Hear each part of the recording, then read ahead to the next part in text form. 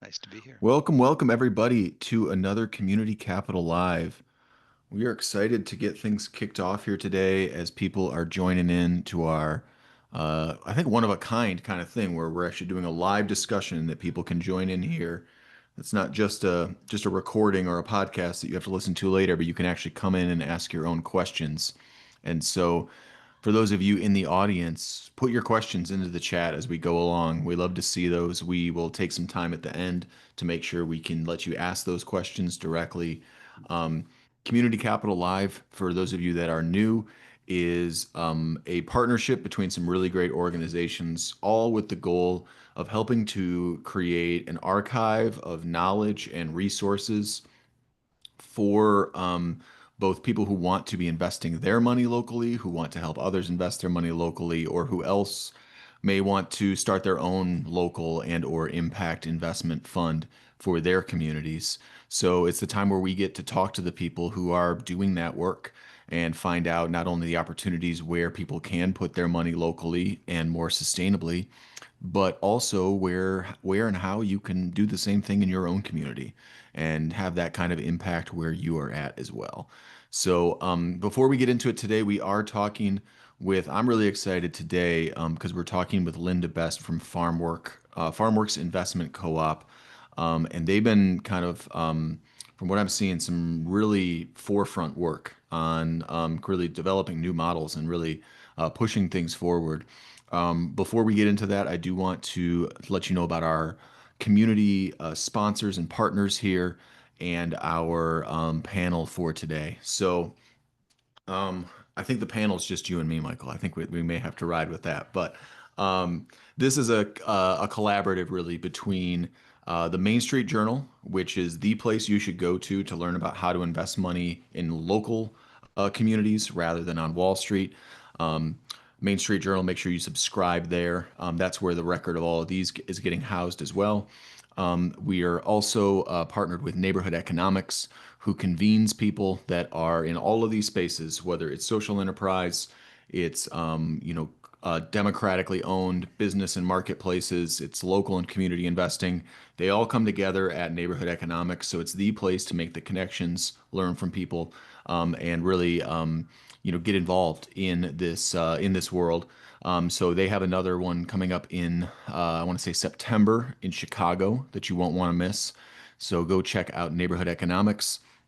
Also, Impact Alpha, which is really the big hub for impact investing news all over the world and opportunities there. This has been put up on their website as well. So we're officially partnered and linked up, I believe, now with Impact Alpha. And they have been a great supporter of this and are going to keep an archive as well for people to be able to reference in the future. Lastly is the Mindful Marketplace show, which was my show that was on bizradio.us about social enterprise, uh, community investing, and worker ownership economies. So check out mindfulmarketplaceshow.com to see the back episodes of the show. Um, yeah, let's get into it. Linda, I'm so glad to get to meet you here today. For everyone, where are you located? I think you're in a different spot than most of the guests we've had so far. I'm in beautiful Nova Scotia in Canada. Yeah, that's an area I've always wanted to get to, but never have been able to. I grew up just south of like in the Buffalo area, so I'd venture into the Toronto, Ontario land a lot, but never made it up to Nova Scotia. Yes, I was just telling Jen that one of the issues that we have this year is travel within Canada has increased, and we're welcoming lots of Americans, and we need to make sure that we've got a roof over the head for everybody because it's accommodations are filling up. So anybody who decides to come and visit us, any of you, let me know and I'll see what I can do for you. But make reservations in advance. So it's thanks, Jen. So yes, here I am in Nova Scotia. Yeah, and so I know that you helped to organize in 2009. It was called the Nova Scotia Food Summit, which my understanding is that sort of catalyzed the FarmWorks founding a couple of years later. Could you walk us through kind of what that was, what that body of work was, and how that shaped y'all's vision moving forward? I'll give you the 1 minute background. I grew up on a farm just outside, well, not far from where I live, just outside of Wolfville. And I graduated from Acadia, worked in health as a microbiologist for 30 some years, then had my own research lab, uh, working in gastroenterology for another 10 years. Moved back to the valley and realized, oh my God, what's happening? We're losing all kinds of farmers. And of course, that has continued since then. So a group of us who called ourselves Friends of Agriculture put together a food summit, and we had about 250 people, 42 speakers in 2009. And the first and it sort of set a bar for us. And unfortunately, to move forward, and then we'll go back. Unfortunately, that we saw things improving a bit for a while, just generally. The global economy had played a part in that. But in the last number of years, we've been going in the other direction. So from as an outcome of the food summit, we first established a Nova Scotia food policy alliance. And then I stepped away from that because I discovered the Community Economic Development Investment Fund, which is a program that's administered by the Nova Scotia Securities Commission and the Department of Finance. And so we realized that this was a way to actually allow Nova Scotians or encourage Nova Scotians to literally put their money where their mouth is. So you get people who invest get a tax credit, a provincial tax credit, and federal, potentially a federal tax deferral. So that's sort of the background. We started in we were incorporated in 2011. So I could keep on going, but I'll give you a chance to ask questions. Yeah, well, and I know that Michael wants to get into some details about the fund itself. I am curious with the with that model. Um, what I saw was you guys have raised around, $6 million from over 500 investors, and then been able to loan out about 10 million to the number I saw was 173 different enterprises, farmers, processors, markets over the Yep. last, 15, 14 years. What about that model made it scalable and appealing to be able to grow like that? Um, it's a win. As a retired banker said one time after he heard us speak, he said it's a win-win-win because it's a win for the person who invests because the province of Nova Scotia provides a 35 5-year investments, three subsequent investments if you wish. You can take your money out after 5 or 10 or then 15 years. 35% provincial tax credit for the first 5 years, followed by 20%, followed by 10. And in addition to that,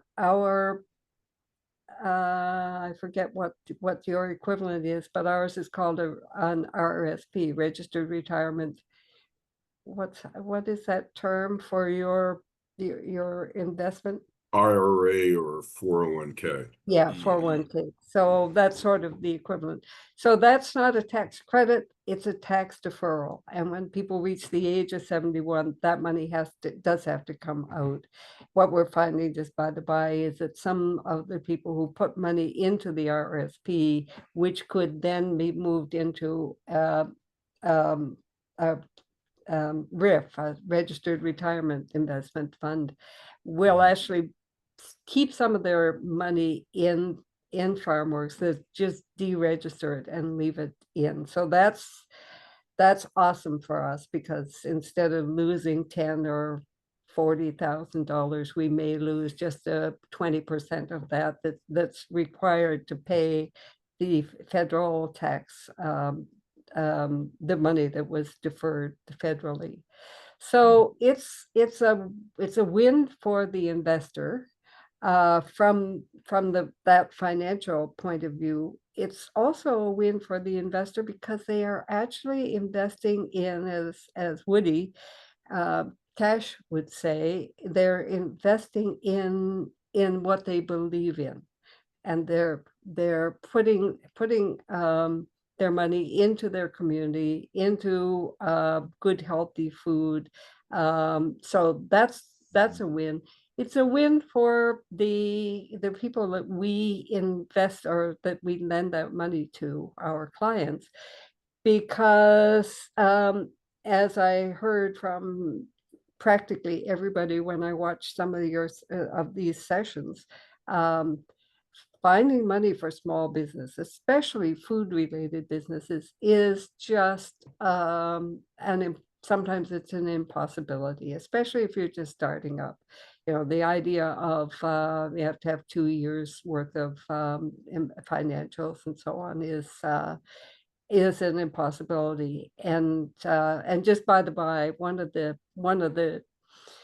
huge issues is when I grew up, I was surrounded by entrepreneurs. We didn't call them that. We just called it the Solar store and Murley store and this store and so on. We were surrounded by entrepreneurs. That's not the case anymore. And I think some of for example, I've been working with students at Acadia University here, and there's some great programs for entrepreneurs, but we need more of that. And so we need all of the work that all of the organizations in the United States and Canada are doing to raise money from people who believe in outcomes. That's hugely important, and getting to be more so. And it's a win for the whole of the province because, unfortunately, in Nova Scotia, despite the tiny efforts relative to what we eat, um, our numbers of farmers and processors and distributors and retail outlets is decreasing. And you know, sometimes, like I've said to people, uh, you know, we work so hard as volunteers to do the best we can, and yet look at what the outcomes are. And I am often reminded, yes, but look at what the outcomes would be if it hadn't been for FarmWorks. Because for one thing, we do, I spend a lot of time talking to people who may not ever even be FarmWorks clients, farmers and food producers who just need somebody who's not in government to have the discussions with. But we know from our last survey, and I've got some new data that I have not yet analyzed, but the last survey showed that our clients, which we have about 100 active clients at any point in time, those are people who actually owe us money. And we also continue to support people who have paid us back. At any given time over those, let's say the last 5 years, the outcome, overall outcome is between 30 and $40 million from those businesses. So they're paying taxes to the province. They're paying their federal CRA taxes and so on and so forth. So as that banker said, programs are win, win, win. I mean, it sounds like that's the reason why it's growing the way that it is, you know. I want to turn it over to Michael here. I know I've got other questions I could ask, but I want to really let him in because I didn't introduce earlier. I apologize. Michael Schumann, he is not only the editor-in-chief and, you know, leader, fearless leader of the Main Street Journal. He's also the author of several books on local investing, including this most recent, Put Your Money Where Your Life Is. So if you're interested in this, definitely check that out. Michael, yeah, man, take it away. I know Yeah. you're chomping at the bit. Well, I should say one of the books, Local Economy Solution, has a section about Linda and her origins, Yep. Which I found a really interesting story. And I should say that book had 27 case studies in it of businesses that were all about economic development. And the question was, is there a way of doing community economic development that pays for itself? And I would say of the 27 models that we discussed, there's probably only 5 that are still succeeding, and yours, Linda, is one of them. Oh, And it's a testament, to the work you've done. And this morning, I was talking to another conference, and I had just 5 minutes to say what the world of local investing was all about, and I used you as the example because I feel like what you've accomplished, and not just you, but your colleagues in Nova Scotia, is really a model for us in the United States to emulate. And so I wanted to ask you just a bunch of questions to maybe fill in the backstory that I know that you know, but a lot of the people here and people who will be listening down the road won't necessarily know. So the first one I want to ask is, how does an epidemiologist, a microbiologist, get into finance? And do you feel like it was over your head to launch a fund? I'll go at that backwards. When I was on the board of Capital Health, which is the largest health unit in Nova Scotia and deals with tertiary and quaternary care, um, I realized that we've all seen those graphs showing um, chronic food-related diseases increasing, and 70% of food-related issues are a result of what we eat or don't eat, as the case may be.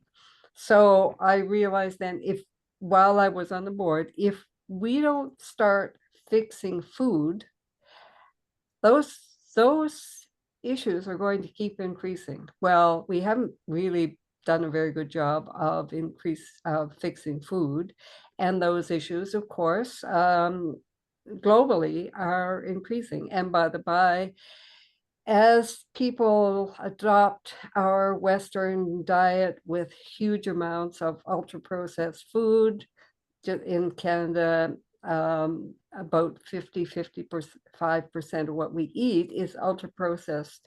And if you're not familiar with the definition, ultra processed, as Chris Van Tullochen in the UK states, if it's got 2 or 3 ingredients that you would never have in your kitchen, then it's probably ultra processed, and it's not made close to home.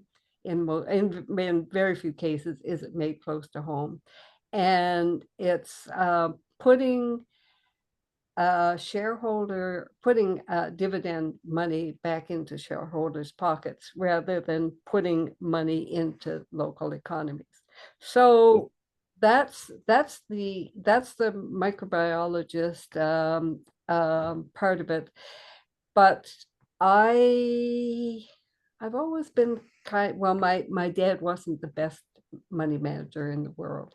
So I was always aware of the fact that maybe if you had actually put a new part on that piece of equipment rather than binder twine or baler wire, it might have saved you some hours. So that was there in the background.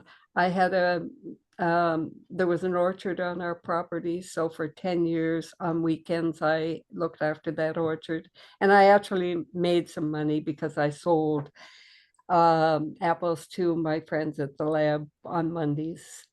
Then in 83, I started a picture framing business. And so I had to wear all those entrepreneurial hats. And then having my own research lab, all of those things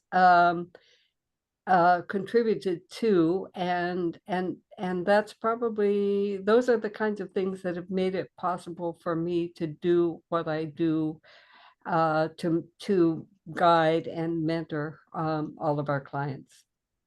Yeah, well, it's a really interesting odyssey, but I think it's inspiring because lots of people, both on this call, but more generally in our movement, are not necessarily professional experts in finance.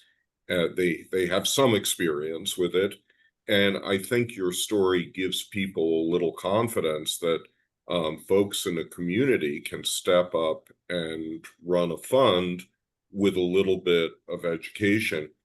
One of the things that I also want to fill in here is that in 1998, there was a study you folks did on the flow of capital out of Nova Scotia, that, just establishing how much money people were actually investing outside of Nova Scotia, which was contributing to the loss of wealth in the community.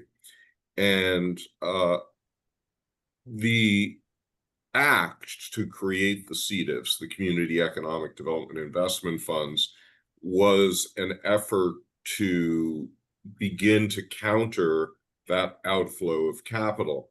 And I think at its peak, correct me if I'm wrong, there have been about 70 funds that were set up in Nova Scotia. I don't know how many still exist. Maybe it's closer to 50 or 40. And but maybe give us a little bit of a sense of the overall landscape of these funds. I think there were 70 or 80 funds that brought in, I think, a total to date of around $110 million from Nova Scotians. And as you said, Chris Payne, when he was working for the Department of Rural and Economic Development, took what had been a non-arm's length equity tax credit and sold the government on making it arm's length, and that was the genesis of the fund. Because 98%, and this is not unique to Nova Scotia, this is pretty much the case in each province and possibly across the American states.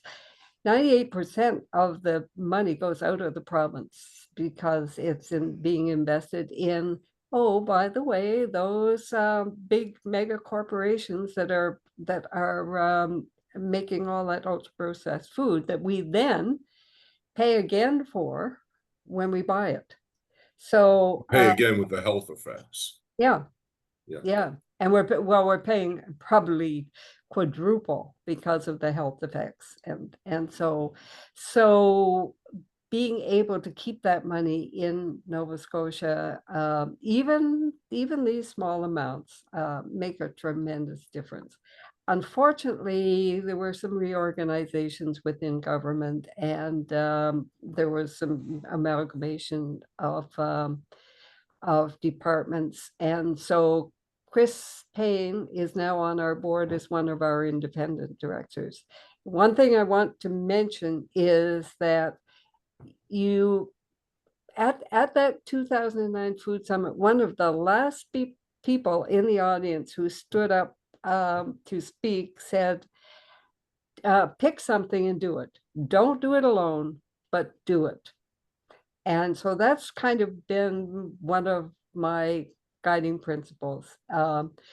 And so on our board, for example, when there's a turnover after 6 years, 2 3-year terms, we've had some excellent, from the very beginning, we've had excellent people to help with this. And we also have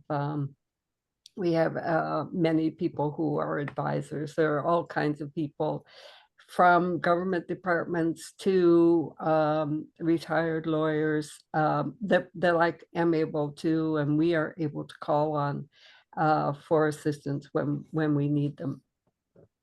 Yeah, it's great that what you've been able to accomplish there. I wonder, what did it cost you to put this all together? Like, how much legal work did it take? How much easier did the Nova Scotia government make it for you to establish this community fund? I have the good fortune of having now retired, but not then retired, lawyer, Allison Scott Butler, was on our board, our initial board. And so our legal costs were nil, other filing costs and so on and so forth. But the actual cost for us to, and I'm a researcher, so that was helpful. And at that time, it's difficult now because we've lost many of those initial CDFs. Mind you, one thing that I should mention is that many of the CDFs are set up for specific purposes, such as a community center, such as a rink, such as a food hub, so on.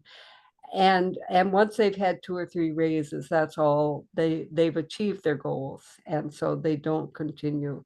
So there's only probably, I think there's about 6 that are current, but one of my goals for a long time has been to get several more CEDARs started in this space, in the food space, because after all, it is probably the single most challenging area. Farmers in Nova Scotia have not been doing well for a long time, and especially in the last number of years. So there's not huge margins, and there's lots of underwater, and there's lots of lenders who are not interested in this. So here's another sidebar. We were limited in 2014. There were some discussions, and after that, instead of FarmWorks being able to raise up to 25 million in total, we were limited 6 million because financial organizations felt that we were operating as a portfolio, and that did not sit well with them. So we have just last year managed to get past that dam and have that cap raised back up to 25 million. But that comes with international financial regulatory standards, and so the last 6 months have been very, very challenging, and we have gotten past that. And now we will be working really hard to increase that amount. And we are able to do things that other organizations just simply cannot do, because we're free agents. Other than reporting to the Securities Commission and working to the best of our ability with all levels of government, especially finance, we don't get any government funding, so we're able to work with everybody. So this fall, I want to reintroduce this same or go back to a food summit, probably in later November. And okay, this is where we were in 2009. We've lost 20% of our farmers and our cultivated land. There's more interest. This is due to in some measure to what's going on to the south of us. This is an inflection point. This is a time when we need to do more to grow our capacity to feed ourselves. Tell us a little bit about the clients that you're working with, the companies, whether they're farmers or food businesses or processors. How big are they? How big are the loans they're getting from you, or is it equity? What's been the repayment rate? What are some of the great successes you've had? I have the good fortune to work with some of the most what's the most energetic, enthusiastic, hardworking, wonderful, community organized, or community interested organizations and people across this province. Anybody who is an entrepreneur, I have a pension, a small pension from the years that I worked as a microbiologist. But I have that, and it allows me to do what I do as a volunteer. Um, I wore one or two hats while I was earning the background for that pension. And people who are entrepreneurs, and specifically people who are food entrepreneurs, they have to wear how many hats?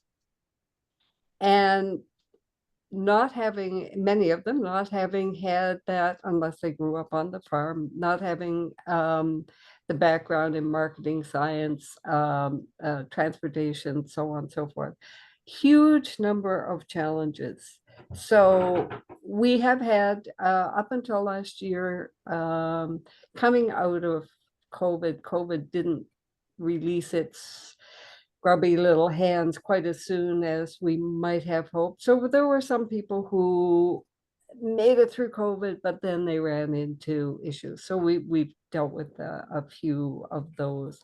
2024, because we had a couple of farms that really are on the brink, was a very challenging year for us. 25 is we were limited by the amount of money that we had, because with that $6 million cap, we weren't able to raise what we should have done. Our clients have persevered, 90% of them have persevered through thick and thin. As I said, overall, there's something like a $30–40 million annual economic impact within the province from those 100 or so clients. The farms that we are supporting, some of them are quite small, some of them are fairly sizable. They're I haven't thought of it this way, but I would venture to say that maybe something like 4 or 5% of the fruit and vegetables in this province are produced by FarmWorks clients. We saw Interesting. Yeah. Yeah, we saw a huge, I mean, when I was growing up, there were all kinds of food processing here in Nova Scotia. And that has, gone offshore, as I've said a number of times. We've outsourced responsibility for our food, and it's time for us to take it back. So we lost practically all of our food processing capacity. I've been part of the Small Scale Food Producers Association of Canada, which has worked and is working very hard to help to support food processing. We have Hills Jamaican jerk sauce that's co-packing for, I think, 14 other businesses. The Station Food Hub would not exist without FarmWorks, and they are providing something like 14,000 servings of mashed potatoes a week for Nova Scotia Health, along with other foods that are served in the hospital.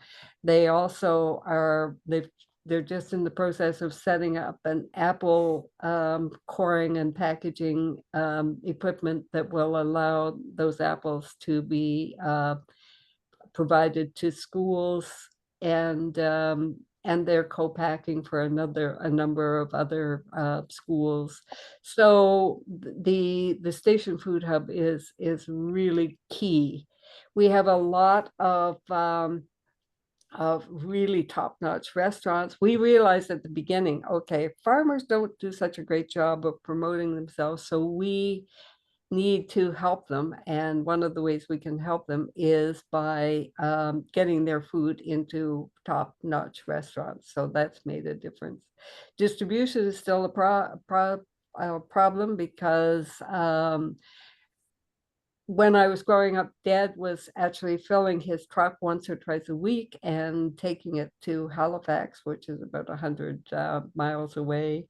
But he only had to travel about 10 miles in order to fill up the truck. now we had somebody who was trying to do that, and she was having to travel about 100 miles to get the produce that her customers in the city wanted. So that's still a problem. One of the key issues, and or one of the key solutions rather, is that we've helped to support a number of cafes and or combination cafe markets, like Uprooted Market and Cafe on the Eastern Shore, which brings in fruit and vegetables from the valley, and is also a lovely cafe. We've got about 6 businesses that are actually selling retail fruit and vegetables. Right. That's great. Well, I've got other questions, but why don't we open it up to our esteemed experts who Yeah. are in the room and see what they want to know about.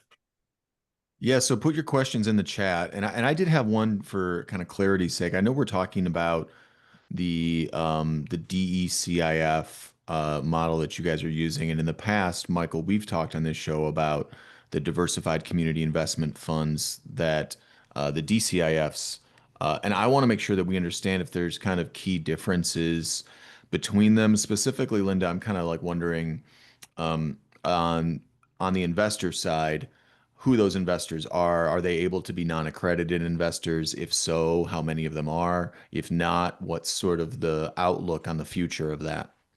They're all individuals. We're not able through the program to take in um, um, what's the word I want?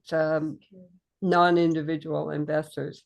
And when we started, we wanted to make sure that everybody was able to become an investor if they wish to do so. So we set the price at 1 share. And in the first year, we had quite a number of people who bought 1 share. Now, I think last year our average investment was around $4,500. But these are all individuals. There's no tax credit that's available to corporations or Mhm. foundations. Yeah. Michael, do you know kind of the difference in the models between, since you've kind of written on it and Well, studied it the there? Yeah. big difference with the DCIFs is that the DCIFs are rooted in real estate. And Right. if they don't do primarily real estate, they're thrown into another legal category, which raises the cost of doing business. Whereas you, Linda, are focused on, specific businesses. I'm sure there's sometimes some real estate components, but that's not the driving factor. Yeah, yeah, no. Um, The only way there'd be real estate would be if somebody needed to buy a building or some land for their business. So it'd be through the client. yeah. But it's one thing I've always wondered though is at the end of the day, are you focused on a couple of areas within Nova Scotia? I mean, I appreciate that by, the standards of US states, Nova Scotia is relatively compact, but it still is, I mean, it still is a fairly hefty distance among communities. And do you try to cover all communities, some communities? Where do you focus? The good news is that we have directors from pretty much across Nova Scotia, where unfortunately we don't have anybody west of Digby at this point, but that helps. And we when we started out, we said, Nova Scotia is 441 kilometers, I think, from end to end. But we, in a small province with a small amount of production, we really can't divide it up. We can't um, uh, we we took as our community the whole of the province, and we have literally clients from one end of the province to the other. And sometimes I think a bank loans officer has maybe 20, 30 clients, whatever, whereas we and I oversee, um, as I say, around 100 clients. So it's a challenge. But the other thing, and somebody when I was being interviewed the other day, he said, so basically, the FarmWorks board and the people who work within the organization are the spokes.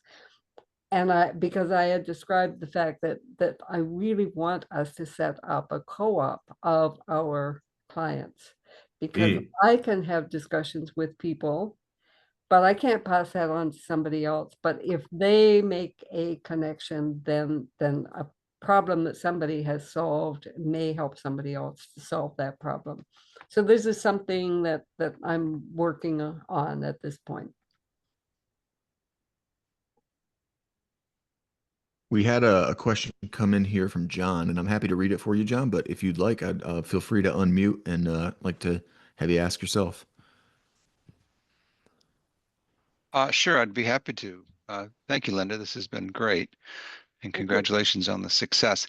I'm just wondering, are you making loans or investments directly to growers? And if so, what are they commonly needing investment for that they're not being able to get elsewhere?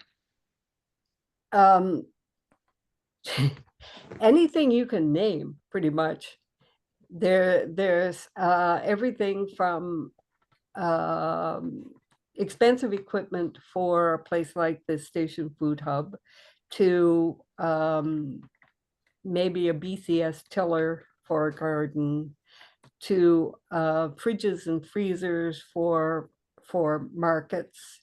So it's a wide range, and so the money goes directly to.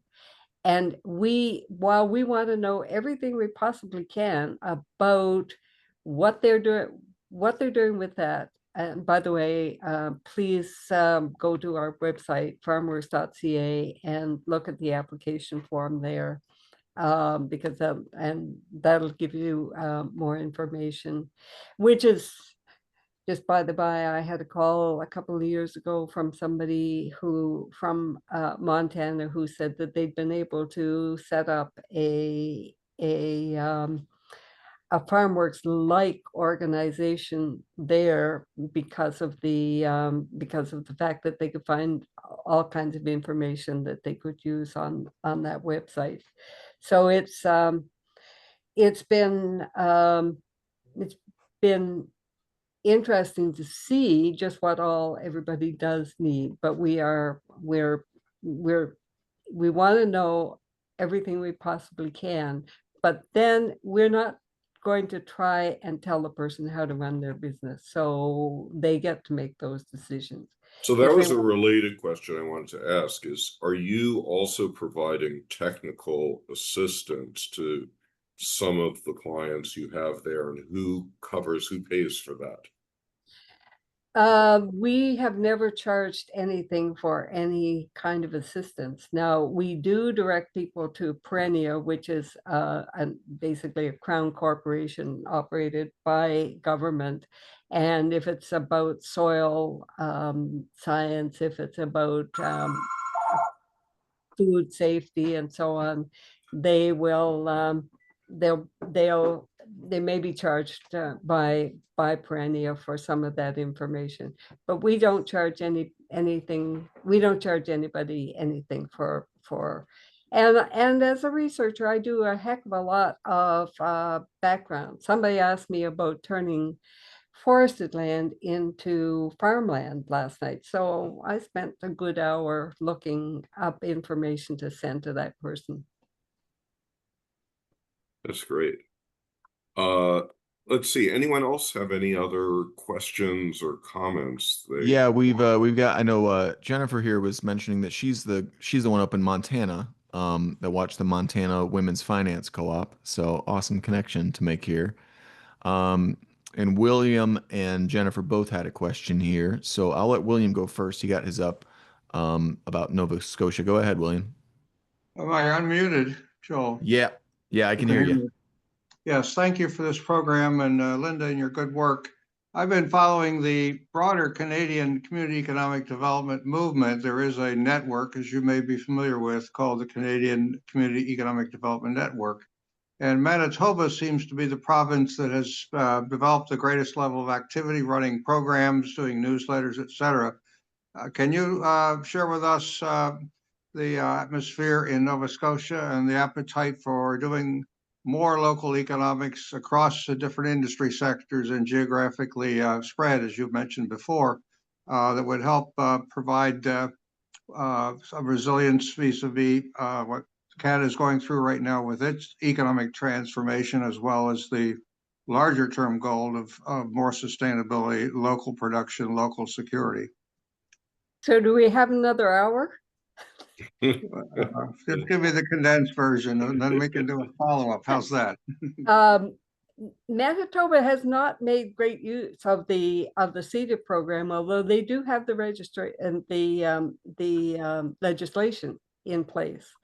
I am not exactly sure why the uptake. I spoke 2 years ago at the Sustainable Finance conference in Ottawa, and one of the recommendations coming out of that was that every province in Canada should have the CEDA program available to them. Because when you are interested in supporting your community, it makes sense that you have that tool available to you. So there's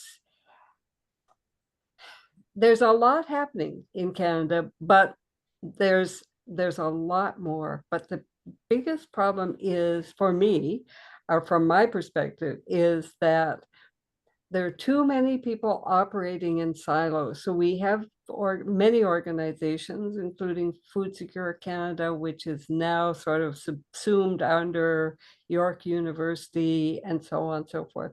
So we really need to be doing a better job of putting it all together. And so that's what we're trying to do here in Canada, as I say, speaking to organizations across Canada, is a help, but there's so much more to be done. Thank you. And Jen, I want to make sure we get to get you connected, or it looks like you had a question here too. So, well, actually, I was just wanting to thank Linda, but first, thanks to you guys for organizing this. I've joined several of your shows, and you just bring on wonderful speakers. But Linda, I'm in the group that was with the Montana Cooperative Development Center, and they helped incubate us. And so we talked to you several months ago, and I just wanted to thank you for giving us some good inspiration and great ideas, and to let you know that we officially launched last Thursday in Bozeman, Montana. Wow. And that gives me goosebumps. Great. Yes. So we have 20 founding members, and we're growing. We've got a lot of interest, and just, kind of finding our legs. But we're wanting to partner with a local CDFI in the US, the Community Development Finance Institution, very similar structure legally as to what you are, with a CDFI or a credit union, and kind of run off their loan portfolio platform, their software. And if hopefully not too many loans go south, but, to work on collections and that kind of thing with them, at least initially, but probably for the foreseeable future.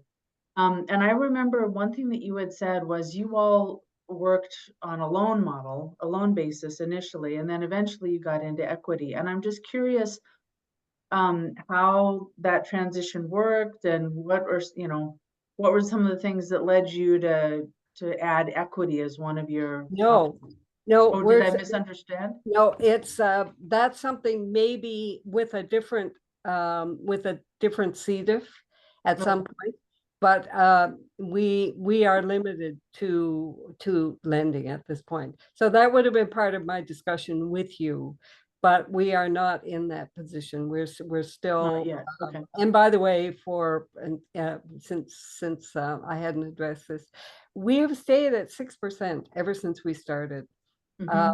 People have 3 months before they start having to pay us, and we've always kept it at the 6%. There's no administration fees, there's no other charges, and if people do well, which does occasionally happen even in the food system, they're free to pay us back. One of the things that we have done quite frequently is there are grant programs through government occasionally. Right now, there's one for season extension for greenhouses. And so if you need $60,000 to pay for something and you're going to get 70% of it back, we may lend the whole of the 60,000. The client may pay us back the 70% of that or some part of that, and then put that or we'll continue that as a loan or add it to a loan that they may already have with us.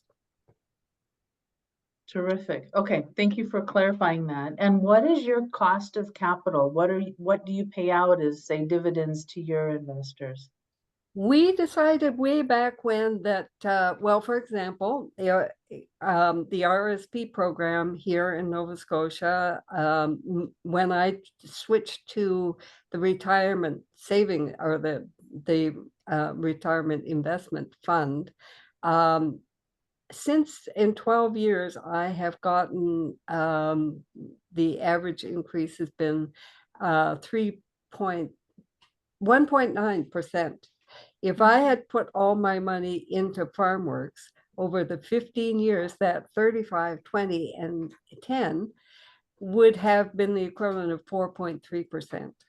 So when you look at many funds, and I heard some of the speakers on this program, and I know that in Ontario, if you don't, by the way, if you're not familiar with the Fair Finance Fund in Ontario, it would be worth having a look at that because it was based primarily on FarmWorks. They had some initial government funding that helped them to hire some staff initially, but they pay 2 and 3%.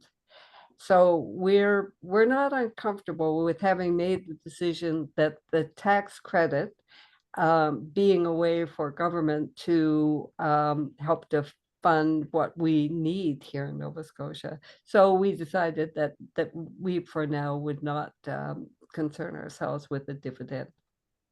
Okay.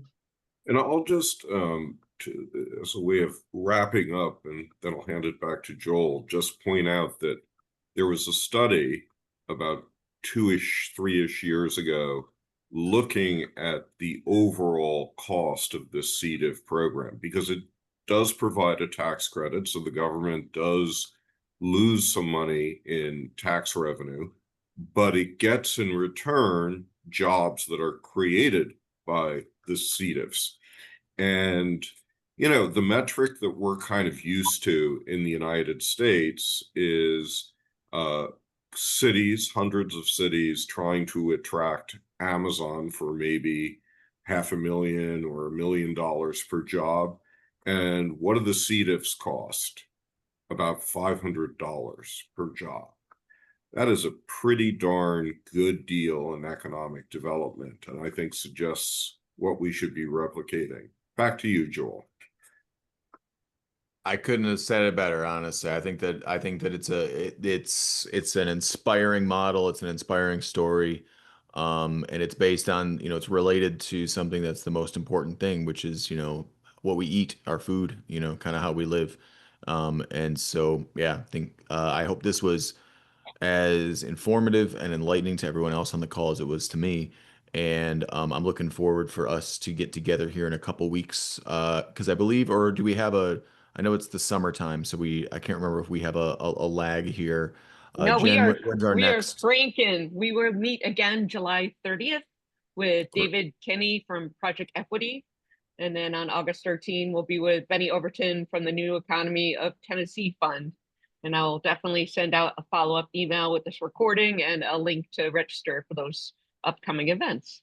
Awesome. I'm looking forward to that because Project Equity is a fantastic group. I got to interview Allison from them on my show about a year ago, and just really, really great stuff that they're doing there. So looking forward to that one. Make sure you check out the archive that's been mentioned a couple of times on the Main Street Journal. And we are getting this out onto the other platforms so you guys can listen to the recordings of this later, and share it with other people that you think may benefit from it as well. So join us next time. We'd love to see you. Thank you for taking your time to join us here today. And as always, remember, we are each other. Thank you all.